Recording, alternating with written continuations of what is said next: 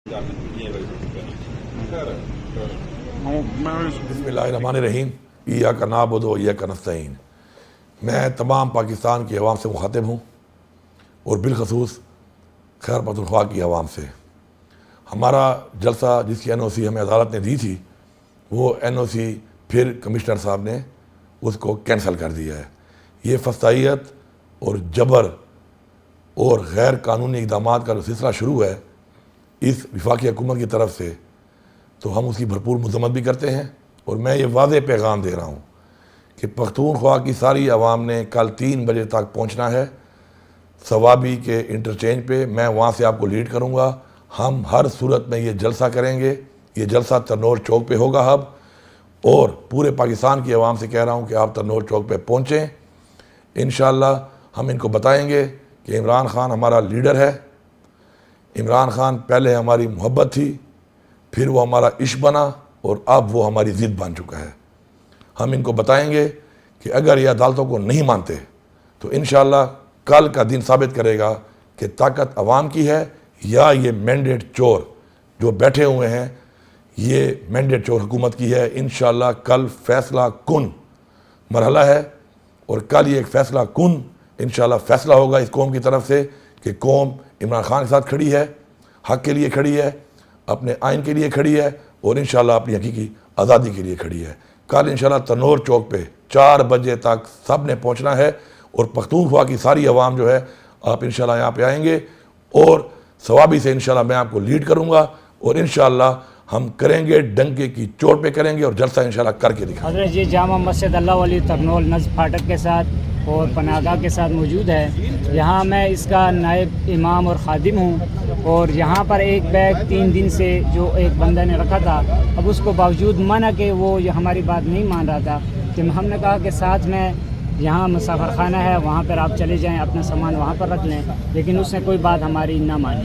तो बहरहाल वो कह रहा था कि मुझे इंतज़ार है 22 अगस्त का। मैं 22 अगस्त का जो है जलसा वो अटेंड करके उसके बाद जाऊँगा। तो बहरहाल हमने उसके किसी सामान को कोई हाथ नहीं लगाया क्योंकि मस्जिद में था। हमने ना उससे कुछ पूछगिछ की, उसने कहा भाई नॉर्मल मेरे कपड़े हैं और सामान है। तो अब ये था कि अभी हमने मगरिब की नमाज़ में पुलिस ने हमसे पूछा कि ये बैग किसका है, तो हमने कहा भाई ये 2-3 दिन से पड़ा हुआ है एक आदमी का।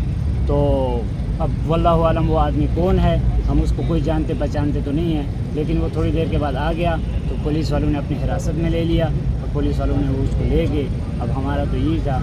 मौलाना होलिया बता सकते हैं किस तरह का होलिया था? जी हज़रत मैंने बता दिया कि वो परसों से यहाँ पर मौजूद था। परसों से तकरीबन 20 तारीख को वो आया था या 19 की शाम को, ये तो कंफर्म नहीं क्योंकि काफ़ी सारे नमाजी आते जाते रहते हैं, लेकिन उसका बैग परसों हमने देखा तो उसको मना भी किया कि तो आपने पुलिस को आगाह किया था? हज़रत पुलिस को तो हमने उस बैग के बारे में आगाह इसलिए नहीं किया कि यहाँ पर ये तो रास्ते की मस्जिद है, मुसाफिर आते जाते रहते हैं, लेकिन उसको अपनी तरफ से मना किया कि भाई आप बैग यहाँ पर ना रखें प्लीज़।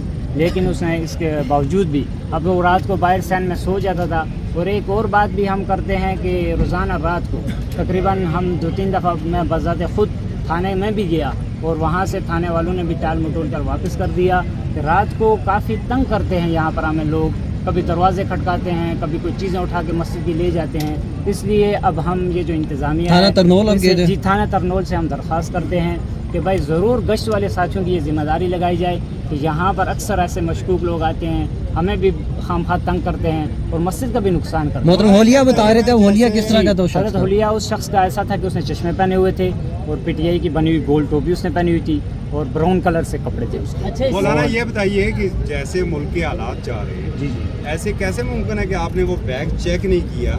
अगर कोई बड़ा हादसा रूनुमा हो जाता तो फिर? हज़रत उसने अब उसके बकौल कि मेरे सिर्फ कपड़े हैं यहाँ पर, और जैसे वो बात कर रहा था तो वो मुझे कुछ ज़हनी तवाज़ुन से ठीक भी नहीं लग रहा था वो आदमी। अच्छा। तो उसने ये भी कहा कि मैं सिर्फ 22 अगस्त के जलसे के लिए आया हुआ हूँ और यहाँ से जलसा अटेंड करके मैं वापस जाऊँगा।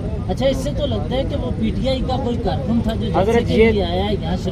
हाँ शायद कि था या ना था, लेकिन इसके बारे में कुछ नहीं कह सकते। लेकिन उसने ये अल्फाज उसके थे कि 22 अगस्त के जलसे के लिए मैं यहाँ पर अफसाबाद से आया हूँ।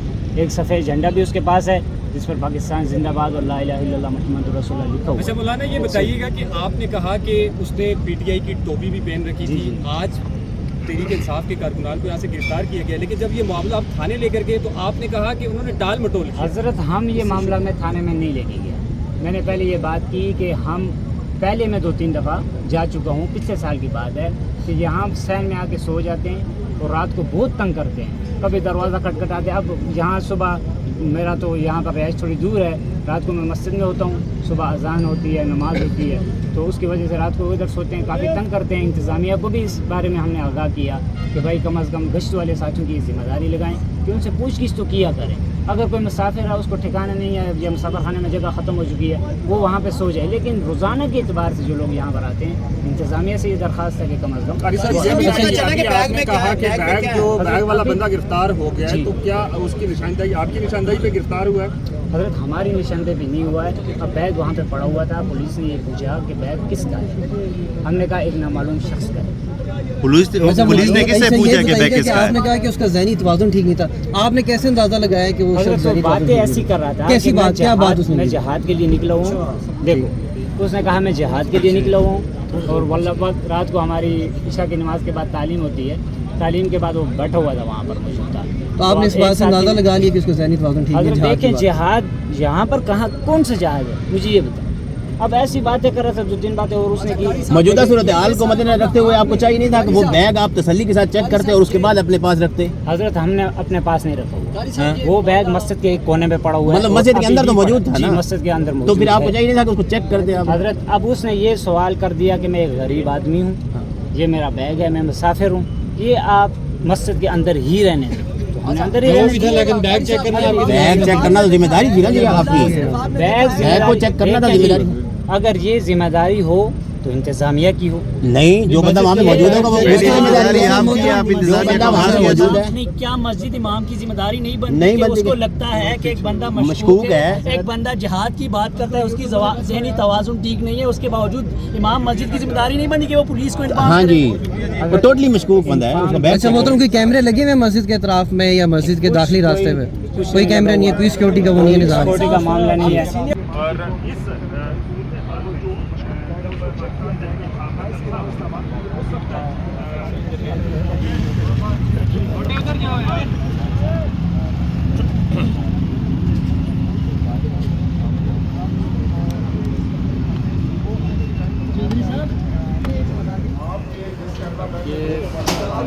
مسجد کے اندر جو پی ڈی اسکواڈ کے ممبر ہیں، جو اہلکار ہیں، ان کو وہ اب یہاں سے اندر جا رہے ہیں اور مسجد کے اندر جا کے چیک کریں گے کہ اس کے اندر کیا ہے۔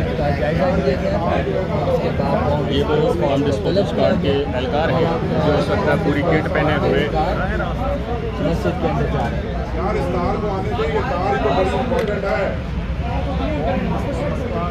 اس وقت اندر جا چکے ہیں۔ چل بٹ جا بٹ